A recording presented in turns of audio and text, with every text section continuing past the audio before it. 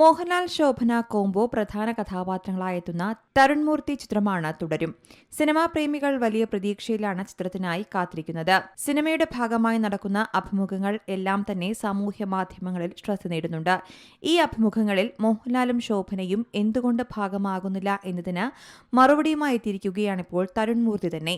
മോഹൻലാൽ ശോഭന കോംബോയുടെ കെമിസ്ട്രിയും മാജിക്കും കാണേണ്ടത് തിയേറ്ററിലാണെന്നും സിനിമയുടെ റിലീസിനു ശേഷം അഭിനേതാക്കൾ സംസാരിക്കുമെന്നുമാണ് തരുൺ മൂർത്തി പറയുന്നത്.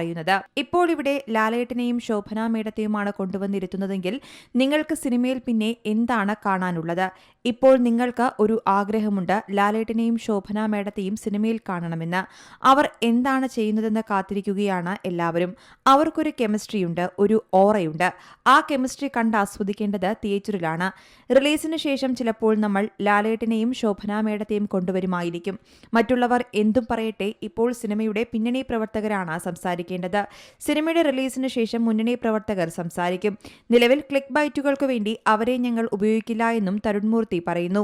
ഒരു അഭിമുഖത്തിലായിരുന്നു തരുൺ മൂർത്തിയുടെ പ്രതികരണം. മോഹൻലാലും ശോഭനയും 20 വർഷങ്ങൾക്ക് ശേഷം ഒന്നിക്കുന്ന ചിത്രമാണ് തുടരും. 2004 ജോഷി സംവിധാനം ചെയ്ത മാമ്പഴക്കാലത്തിലാണ് ഇരുവരും അവസാനമായി ജോഡികളായി എത്തിയത്. 2009 റിലീസ് ചെയ്ത സാഗർ ഏലിയാസ് ജാക്കി എന്ന ചിത്രത്തിൽ ഇരുവരും ഒരുമിച്ച് അഭിനയിച്ചിരുന്നു.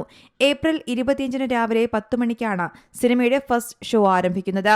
മോഹൻലാൽ തന്നെയാണ് ഇക്കാര്യം സമൂഹമാധ്യമങ്ങളിലൂടെ അറിയിച്ചതും. ഫാമിലി ഡ്രാമ സ്വഭാവത്തിൽ ഒരുങ്ങുന്ന തുടരും എന്ന സിനിമയിൽ ഒരു സാധാരണ ടാക്സി ഡ്രൈവറുടെ വേഷത്തിലാണ് മോഹൻലാൽ എത്തുന്നത്. News desk Zee Malayalam news. ഏറ്റവും പുതിയ വാർത്തകളും വിശേഷങ്ങളും വിരൽ തുമ്പിലറിയാൻ സീ മലയാളം ന്യൂസ് എല്ലാ ഡിജിറ്റൽ പ്ലാറ്റ്ഫോമുകളിലും ലഭ്യം.